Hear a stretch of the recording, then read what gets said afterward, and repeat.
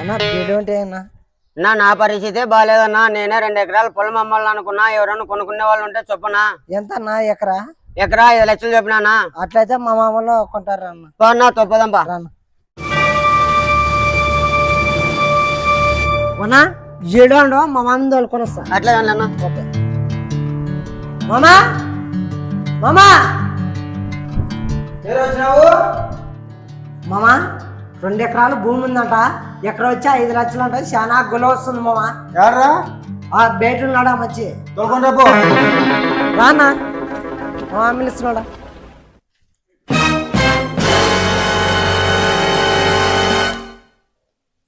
ఏం బాబు? సార్ నమస్తే సార్. మాది 2 ఎకరాలు పొలం ఉంది సార్.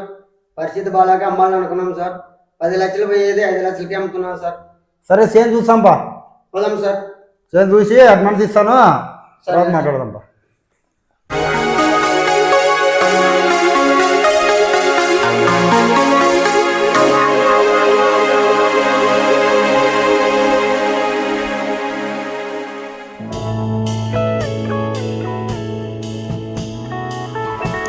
అంటుంది కదా అంతేగా సార్, బోర్ కూడా ఉంది సార్.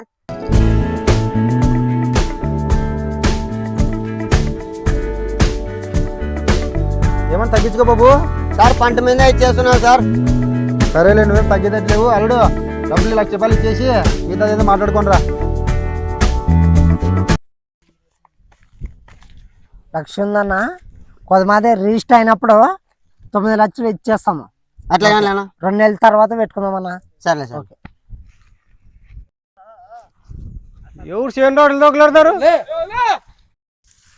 ఏ కనగం పడతా లేదా? చెన్లట్లు దొక్కలాడుతున్నారు మీకు పంట మీద వస్తారా?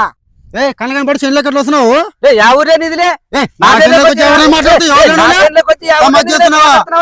ఇప్పుడే 1 లక్ష రూపాయలు పెడితే కొనలేదు. ఏముంది చేను, ఏముంది మా తమ్ముడు ఏముంది అట్లా మాట్లాడుతున్నావు? సమాజం చేస్తున్నారు. కొన్నాం మేము చేయని 1 లక్ష ఎవరిది చేయని ఎవడమ్మినాలే. నాకు అసలు ఈ రామాయణం అంతా ఏందిలే. మామ వాడు ఎవడో కూర్చోంటే బీడీ ఆడితే బీడీలు లేదో చేను అమ్ముతానంటే తోలుకొని వచ్చినా తక్కువ తెలివి ఉందిలే. ఉందడానికి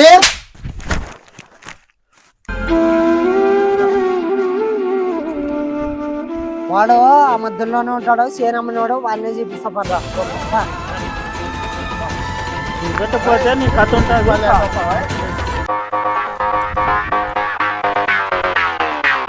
అన్నా ఇదే అన్న ఇల్లు. మామా ఇదే మామా. మామా ఇదే మామ ఇల్లు. గాడిది ఇది సుంకన్నోళ్ళదిరా ఇల్లు. తెల్లు మామా. వాడు ఎవడో వాళ్ళే వాడు ఎక్కడ పోయిన మధ్యలో ఉంటాడు. ఇప్పుడు సంపాడు పోయి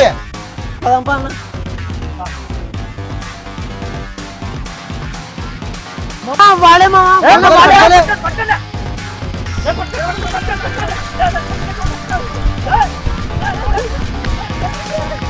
ఏముందన్నా చేను కొనే ముందు వెనక ముందు చూసుకొని తెలుసుకొని కొనండి.